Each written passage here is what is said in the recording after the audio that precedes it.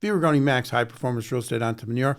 And so what we're going to do is we're going to be answering some questions. And because we do these podcasts, and again, I don't have any educational material out there, but people have questions. All right. And so what are some of the questions that they have? Well, my videographer over here, he's gonna be throwing some of these questions out. Name is Adam. Hey, by the way, Adam, he also is a rapper. So what's your channel? Money Sunset on YouTube and then Money Sunset on all platforms. So check it out. It's got some good shit out there. Some little motivational too, you know. So all right. Gets people pumped up. So on the topic of starting now, a lot of people say that they don't have, quote unquote, the motivation to pursue entrepreneurship, right? Mm-hmm. What advice would you give to somebody to be able to pursue entrepreneurship?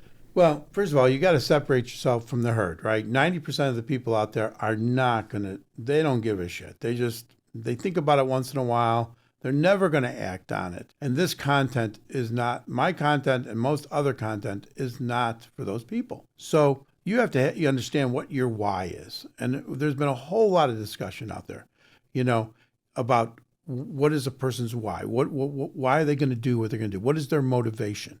Well, you got to figure out what your own motivation is. If you can't figure out what your motivation is, well, then you're never going to do anything except, go get a paycheck. And even that paycheck's going to suffer. Because if you're not motivated about something, even when you go to work, what kind of employee are you going to make?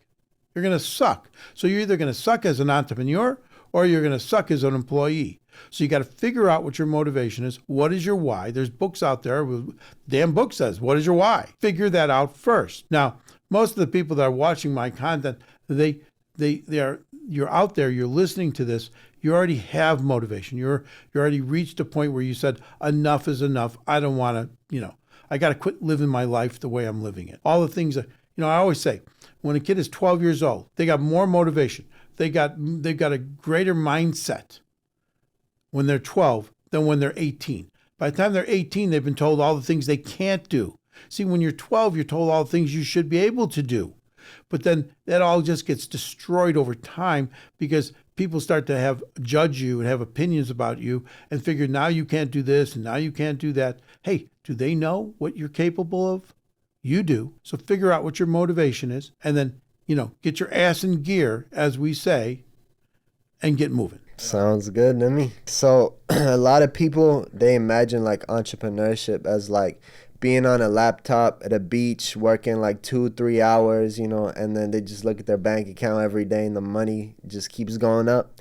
Can you explain the difference between passive income and managed income? Sure.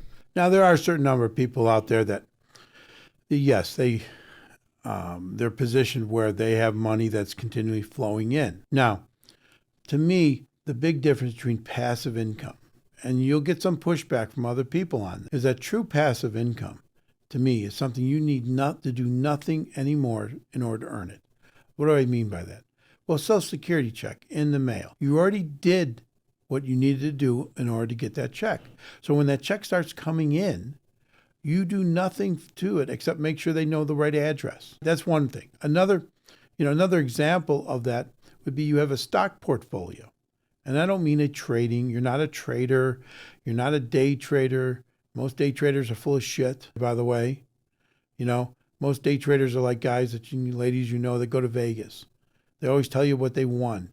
Do they ever tell you what they lost? Think of it that way.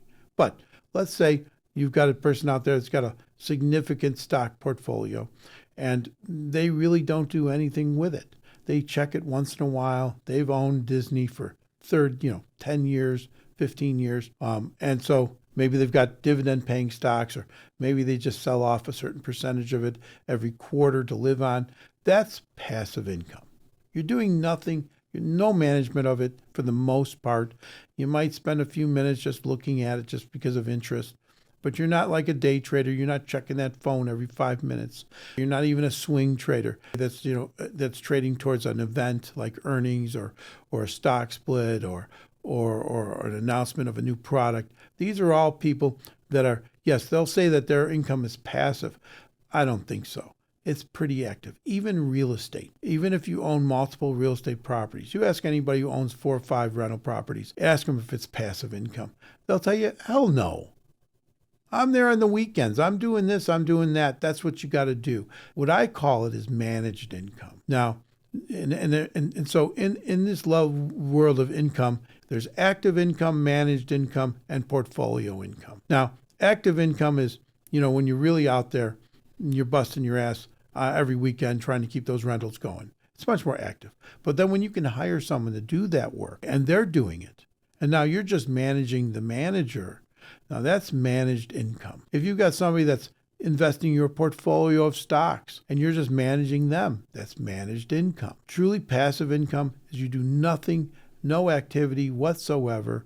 You're like a trust fund baby at that point. Wherever that money's coming from, whether it's Social Security, whether it's an asset, but somebody else is doing it and you have no involvement whatsoever. Managed income is when you've built up from an active basis to a position where you have scaled and now you have managers over your properties, you have managers over your businesses, and you just from time to time are managing the managers. That's it.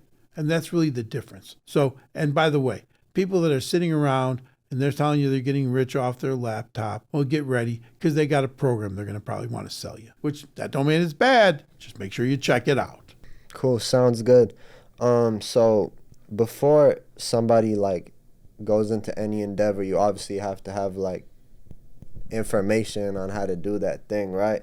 So can you explain the importance of having a mentor in that field that you want to pursue, and how does the average Joe put himself in a position where he can get this information so he can apply it? Sure.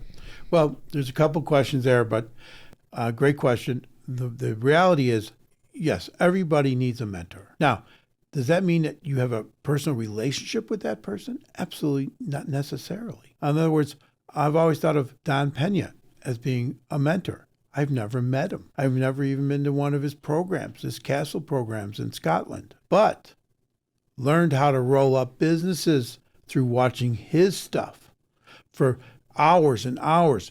I've probably put hundreds of hours in studying his stuff, his old seminars from the 90s, his new stuff. Like he said, everything he teaches for 30 grand to go to the Castle seminar for 5 days or 6 days is all free on the internet, let alone he wrote a book. So your mentor can be somebody, yes, you can, that and you have, sometimes you have multiple mentors. Like in your local market, if you're thinking about, entrepreneurship, if you're thinking about real estate, well, then go to one of the meetup groups on real estate. Okay, there's some people out there, they can be a mentor, they've been around the business, but pick somebody that's got some wisdom. Remember, wisdom comes from memory, both the good and the bad times. That's how you get wisdom. So just don't, just because somebody's young and successful doesn't, that's great, except they don't know what it's like to manage through real estate through a 7 or 8% interest rate market. They only know good times. So try to get a mentor that's got some seasoning to them. That's really, and whether it's a man or a woman, doesn't matter. But there are places you can go. Meetup groups, right? I remember meetup.com. You can go on there. You can find real estate programs in your area. You can go there. You can visit. You can talk to people. You can offer your services for free. You can say, hey, I'm really interested in real estate. I don't know anything about it. I'm 20 years old. I know nothing about real estate. I want to make it my life. Show some passion. You'll get some good results because everybody I know in real estate wants to help somebody else. Why? Because it's a very small group of people. Oh, yeah, it's very small. Does it expand during good times? Yes. The bubble that took place because of 2.5% interest rates? Absolutely. But that is shrinking really fast. And so, yes, get out there, get a mentor, start to follow, listen to what they're saying. But what they're saying should, should make sense. Always have some discernment, some understanding, right? Be able to judge whether or not what you're hearing is bullshit or, is valid. So figure that part out. You got to know. And read. You got to read. You don't read. It isn't just about watching videos. You also got to read shit. So, hey, we answer some of these questions, all right, because I want to give you guys a little bit more depth on what I'm saying. So I want to thank Adam for asking the questions there, for verbalizing them. Talk to you soon. V. Rigoni, Max High Performance Real Estate Entrepreneur. smash the like button, subscribe to the channel, and leave some comments so we can answer some more questions.